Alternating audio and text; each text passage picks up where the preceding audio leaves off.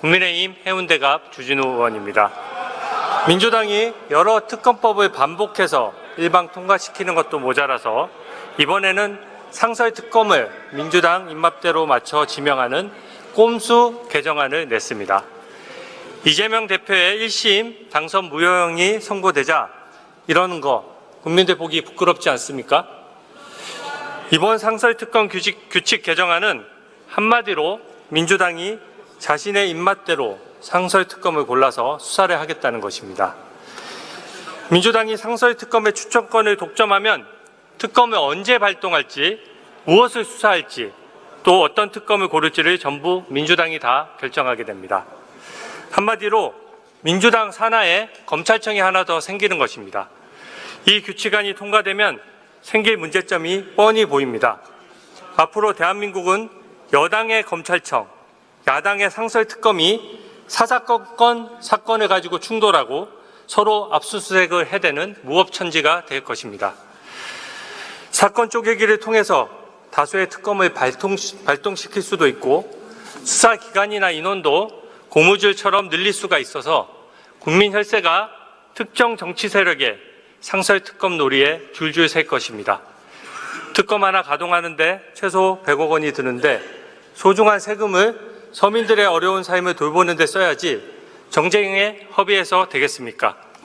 상설특검을 다수당이 마음대로 정할 수 있게 되면 정당한 수사를 막는 방탄 도구로도 악용될 수 있습니다. 사건 가로채기를 통해서 다른 수사기관들이 이미 수사하거나 재판 중인 사건을 방해할 수도 있고 여죄나 공범수사도 막을 수 있는 것입니다. 민주당은 이미 독단적으로 공수처라는 사실상 상설특검 같은 조직을 만들었고 그동안 편파 수사 시비가 끊이지 않았습니다. 현재 국민들께서 공수처의 문제점도 지적하고 계시는데 이번에 공수처 시즌2를 하나 더 만들어서 뭘 하겠다는 것입니까? 국민의 대의기관으로서 국민을 누구보다 섬겨야 하는 거대 야당이 의회 권력을 독점하는 것도 모자라 수사의 칼을 자신의 입맛에 맞는 사람에게 쥐어줘서 휘두르겠다고 하는 것인데 이런 수사는 과정부터 결과까지 누구도 승복하지 못하게 될 것입니다. 상설특검은 도입될 때부터 여야 합의로 특검을 정하도록 설계되었습니다. 행정부 소관인 수사기관의 예외를 인정하는 것이기 때문에 여야 합의를 통해 공정한 특검이 선정되지 않으면 그 자체로 위헌입니다. 2014년 4월 상설특검 국회 규칙이 도입될 때 민주당 홍익표 의원은 상설특검이 정치적 정파적 입장이 있으면 제대로 업무를 수행할 수 없기 때문에 여야 양쪽이 특정 인물을 배제할 권한을 가져야 한다라고 말씀하셨습니다. 또 민주당 정성호 의원께서도 여야 합의가 안 되면 상설특검 지명은 불가능하다라는 견해를 명백히 밝히셨습니다. 또 민주당 박영선 의원은 지금 정부 여당이 영원하라는 법이 없다. 그렇기 때문에 법은 항상 중립적 시각을 가지고 만들어야 한다고 하셨습니다. 헌법을 수호하기 위한 지극히 당연한 말씀입니다. 그분들 다 어디 가셨습니까?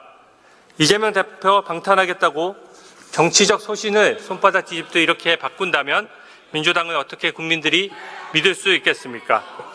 이 규칙은 우리 대한민국의 헌법 정신과 체계에 정면으로 안 맞습니다. 헌법재판관이나 중앙선관위원을 추천할 때에도 국회는 여야의 균형을 이뤄서 추천하도록 되어 있습니다. 그뿐만이 아니라 다른 모든 법률에서도 인사추천권을 여야에 균분하고 있습니다. 이것은 국가기관의 구성에 있어서 여야가 협치하라는 국민의 명령이고 어떠한 경우에도 공정하게 선정해야 한다는 헌법상 기본 원리인 것입니다. 존경하는 국민 여러분, 지금 폭주하는 거대 야당의 행포를 똑똑히 봐주셨으면 합니다. 이재명 대표의 당선 무효형 확정을 막기 위해 국민의 눈을 가리고 재판을 질질 끌며 꼼수를 부리려는 모습이야말로 역사에 명명백백히 기록될 것입니다. 민주당 박영선 전 의원의 지적처럼 정부 여당도 거대 야당도 영원하라는 법이 없습니다. 이 규칙 이대로 통과되어서는 헌법적 망신이라는 점을 강조해서 말씀드립니다. 대한민국 헌법, 국민들께서 함께 지켜주십시오. 감사합니다.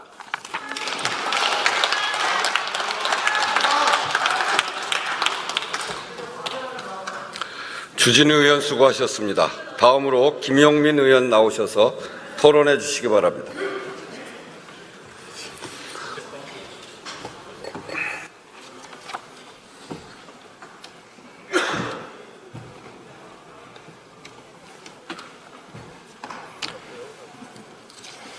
네, 존경하는 우원식 국회의장님과 선배 동료 의원 여러분, 더불어민주당 남양주병 김용민 의원입니다. 2024년 정치인에게 양심은 무엇입니까? 무도하고 폭압적인 권력 앞에 굴복하지 않는 것 아닙니까? 그리고 선출되지 않은 가짜 권력, 즉 비선 실세를 비호하지 않는 것 아니겠습니까? 2024년 우리 국회의원의 양심은 무도한 윤석열 대통령을 거부하고 김건희 특검법을 통과시키는 것입니다. 그러나 지금 현실은 어떻습니까? 대통령이 특검법을 6번 거부하는 동안 여당은 그 권력 앞에 굴종하고 있었고 비선 실세 김건희 여사를 비호하고 방탄하는 데 몰두하고 있었습니다. 이제 여당은 양심을 버린 죽음의 행렬을 멈춰야 합니다. 오늘 국회가 처리하려고 하는 특별검사 후보 추천위원회 구성 및 운영 등에 관한 규칙 일부 개정안은 민법 제779조에서 규정하고 있는 가족, 다시 말해 대통령과 그 배우자 그리고 본인과 배우자의 직계 혈족 및 형제자매에 대한 수사를 더 공정하고 중립적으로 할 수 있는 특별검사 임명을 위한 국회 규칙 개정안입니다. 윤석열 대통령과 그 일가족의 비위 의혹은 특검법을 만드는 동안 어느새 한 페이지를 넘어 2페이지를 빼곡하게 채워갔습니다. 수많은 국민들은 도이치모터스 주가 조작, 불법 비밀 선거사무소 운영, 명태균 게이트, 공천 개입 의혹, 국가기밀 유출 등 연일 쏟아지는 윤석열 대통령과 그 일가족의 비위 의혹들로 인해 피로감을 호소하고 있습니다. 그럼에도 수사기관들은 봐주기 수사, 늑장 수사, 불기소로만 일관하며 대한민국 사법 시스템을 붕괴시키고 있습니다. 그렇기에 오늘 우리는 반드시 특검 운영 규칙 개정안을 통과시켜 대통령과 그 일가족에 대해서 중립적이고 공정한 수사가 진행되게끔 해야 합니다. 그것이 국민을 대표하여 이 자리에 앉아있는 우리의 책무이자 국민의 명령을 수행하는 것입니다. 양심에 따른 행동인 것입니다.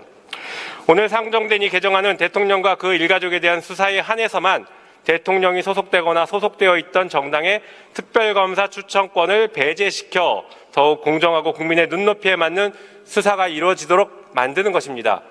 다시 말해서 나머지 다른 대상의 수사에 대해서는 여당도 추천권이 여전히 있습니다. 여당은 거짓말을 하지 마시기 바랍니다. 대통령 본인 또는 그 일가족을 수사하는 특검에 대해 대통령이 소속된 정당이 추천권을 갖게 된다라고 하면 이것을 납득할 수 있는 국민은 없을 것입니다. 과거 윤석열 검사가 수사팀장이었던 최순실 국정농단 특검팀이 쓴 해설집을 보면 대통령 본인과 그의 가족 및 친인척들의 사건을 대통령에 의해 또는 영향권 안에 있는 검사가 처리하는 것은 사실상 대통령이 자기의 사건을 처리하는 것이라고 평가된다라고 했습니다. 이런 상황에서 통상의 검사의 양심이나 정의감, 도덕성과 같은 주관적 요소에만 의지하여 사건의 공정한 처리를 기대하는 것은 제도의 속성과 그 작동 현실을 도외시한 태도다라고 하고 있습니다. 즉, 지금의 윤석열 대통령이 아닌 과거 윤석열 검사의 말을 따르자면 정치적으로 독립된 사람 또는 대통령의 영향이 미치지 않는 사람이 특별검사를 추천하는 것이야말로 우리나라의 헌법 정신과 국민 눈높이에 맞다는 것입니다.